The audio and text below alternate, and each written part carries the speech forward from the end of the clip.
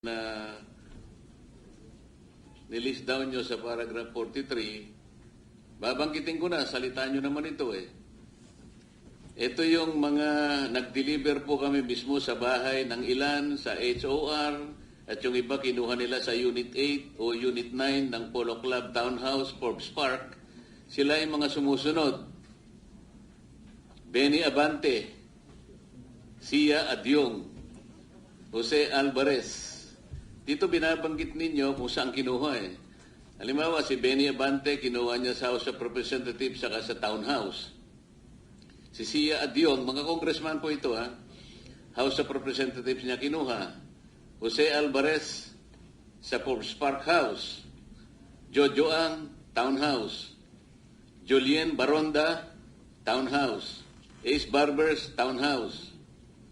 Ching Bernos, House of Representatives. Arlene Brosas, House of Representatives, Townhouse.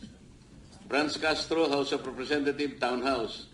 Joel Chua, House of Representatives. Manix Delipe, House of Representatives.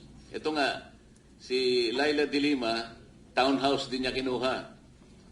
Dan Fernandez, House of Representatives, Townhouse. Janet Garin, House of Representatives, Townhouse.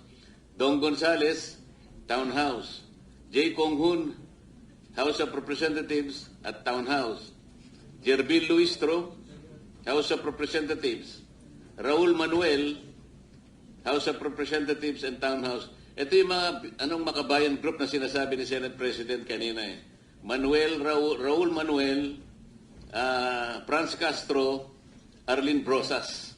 Ito yung makabayan block. Na kapag nagsasalita sila sa House of Representatives, matagal ko po silang nakasama roon eh.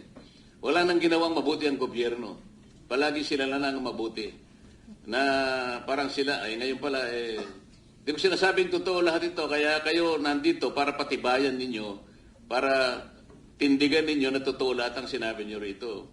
Sandro Marcos, Forbes Park, Paulo Ortega, House of Representatives, Joseph Paduano, House of Representatives, Townhouse, Stella Kimbo, House of Representatives, Townhouse and Residence,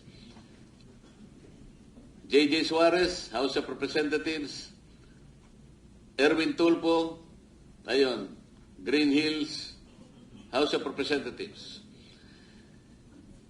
Itong lahat po ng binanggit ninyo na mga ngayon ay naglilingkod na miyembro ng House of Representatives, yung iba naman ay wala na, kailangan mapatibayan natin sa pagitan ng inyong individual o sama-samang paglalahad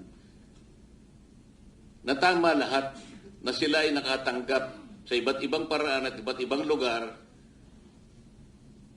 ng salapi